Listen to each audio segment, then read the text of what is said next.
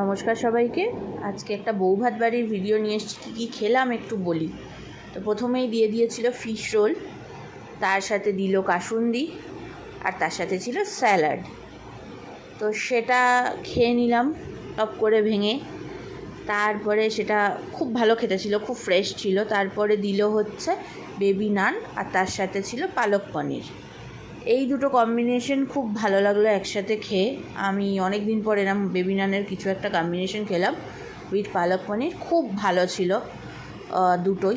তারপরে দিয়ে দিয়েছিল হচ্ছে বাটার রাইস, আর বাটার রাইসের সাথে ছিল ফার্স্টেই ছিল হচ্ছে পাবদার ঝাল।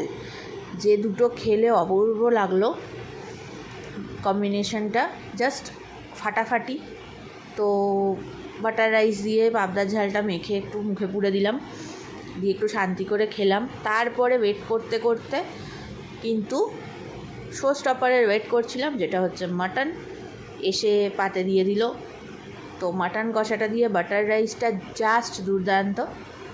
তো সেটা মেখে একটু খেয়ে দিয়ে একদম চাটনি আর পাঁপড় নিয়ে নিলাম। আনারসের চাটনি আর পাঁপড় দিয়ে গেল।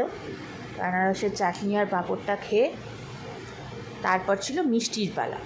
তো মিষ্টির আগে একটা করে ব্যাগ দিচ্ছিল সবাইকে।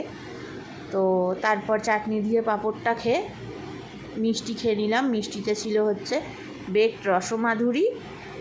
তো ফার্স্টে বেকড রসমাধুরি দিয়ে দিল, সেটা মোটামুটি আমার এত ভালো লেগেছিলো, আমি আরেকটা নিয়েছিলাম। তো ওইটা খেয়ে নিলাম। আর তারপরে মতিচুর বলে একটা মিষ্টি করেছিল, সেটাও খুব ভালো ছিল খেতে। বাট বেকড রসমাধুরিটা অসম ছিল, মতিচুরটাও ভালো লেগেছে। তো এই ছিল আজকের খাওয়া দাওয়া। আপনাদের যদি ভিডিওটা ভালো লেগে থাকে তাহলে লাইক করবেন, কমেন্ট করবেন, আর আমার চ্যানেলটা সাবস্ক্রাইব করতে ভুলবেন না। দেখা হবে পরের ভিডিওতে। ততক্ষণের জন্য টাটা।